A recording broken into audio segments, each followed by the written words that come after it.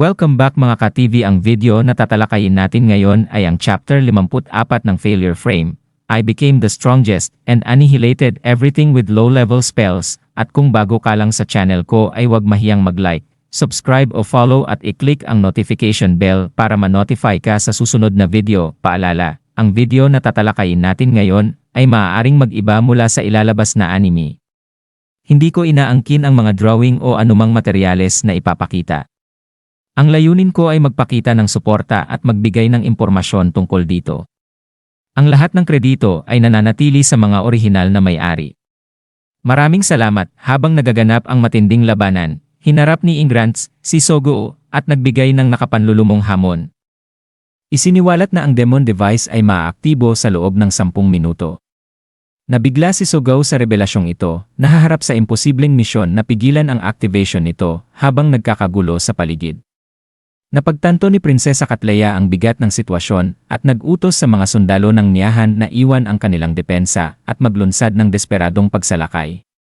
Buong tapang niyang inudyukan ang kanyang hukbo na ialay ang kanilang mga buhay para sa maliit na pag-asang magtagumpay. Gayunpaman, sa kabila ng matapang niyang pananalita, alam niyang kung ma-activate ang device at dumating ang mga reinforcement mula sa Demon Realm, tuluyang magigiba ang kanilang balance sa laban.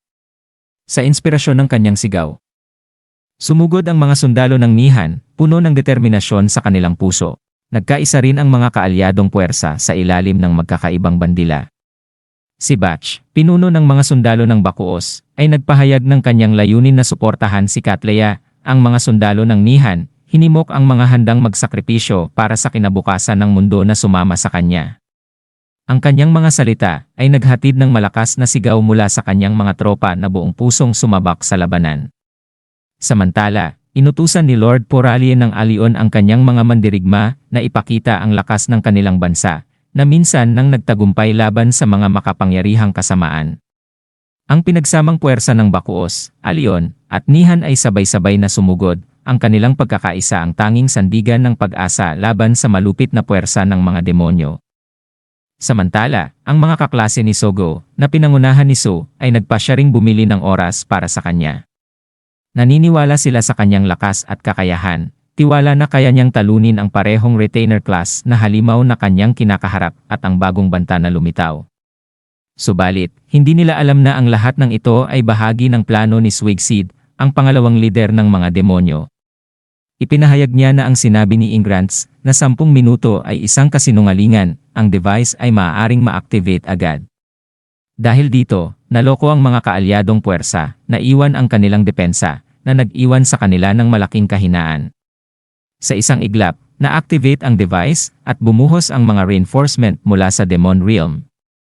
Tuluyang nalugmok sa kabuluhan ang hukbo ng mga kaalyado. Isa-isa silang bumagsak at kumalat ang kawalan ng pag-asa.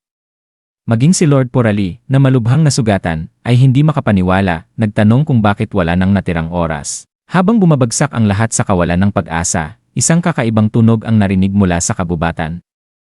Agad na napalingon ang lahat, kapwa kaalyado at kaaway. Biglang lumitaw ang isang halimaw na may espada sa mata, isang kalabang nakilala ni Sogou bilang isa ng natalo ni Agito. Ngunit bago pa man ito makapagsimula ng pag-atake, isang malakas na karwahe ang tumama rito, na nagdulot ng pagkasira sa katawan nito. Ipinakita nito ang pagdating ni Mimori Touka at ng kanyang Mary King Squadron. Gamit ang alias na Ashinto, upang itago ang kanilang tunay na pagkakakilanlan, sinimulan nila ang kanilang pag-atake sa mga demonyo lamang. Ginamit ni Mimori ang mga enchanted pearls na ibinigay ni Erika upang magpalabas ng hukbo ng mga battle golem, na nagbigay ng bagong lakas sa laban at bumaligtad sa sitwasyon. Nagulat ang lahat sa biglaang interbensyon na ito. Habang nagdududa ang mga kaalyado sa layunin ng Efelwe King Squadron, ang kanilang mga aksyon laban sa mga demonyo ay nagbigay ng mahalagang oras. Agad na kumilo si Mimori, nagbigay ng mga utos. Inutusan niya si Seras na tiyakin ang kaligtasan ni Prinsesa Katleya, and dati niyang pinuno. Tinanggap ni Seras ang misyon, sumakay sa kabayo ng buong determinasyon upang protektahan ang kanyang dating amo. Samantala, naghanda si Mimori upang harapin si Ingrants, habang si Eve, ang kanyang tapat na kasama, ay nanatiling handa upang suportahan siya. Parehong oras, sa gitna ng kaguluhan, naguluhan si Sogou sa biglang pagbago ng takbo ng laban. Napapalibutan at nasa bingit ng pagkatalo, hinarap niya si Swigseed, na ginamit ang sitwasyon upang insultuhin ang kanyang pagkukulang. Sumugod si Swigseed ng isang malakas na atake, ngunit nagawa ni Sugao na harangin ito, kahit na bumagsak siya sa lupa dahil sa lakas ng hampas. Habang nilalapastangan ni Swigseed ang kanilang kawalan ng pag-asa, dumating ang Eiffel Viking Squadron at nagbigay ng panibagong sigla. Ang kanilang walang takot na atake laban sa mga demonyo ay nagdulot ng pag-asa sa mga kaalyado.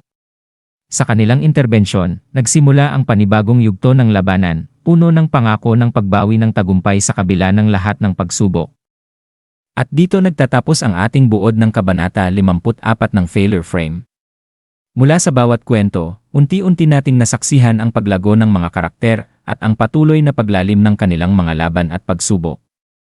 Habang bawat yugto ay nagbibigay ng mas maraming tanong at sagot, nasasabik tayong makita kung ano ang susunod na mangyayari. Hanggang sa muli, sabay-sabay nating abangan ang susunod na kabanata ng kwentong ito, handa na sa mga bagong emosyon at laban na darating. Salamat nga pala sa patuloy na suporta mga kari, hindi lang dito sa YouTube, maging sa Facebook at lalong-lalo na sa Bilibili. Na ngayon ay umabot na tayo sa 1,000 total views sa ating Bilibili. Sana patuloy niyo pa rin akong suportahan at tangkiligin. Maraming salamat.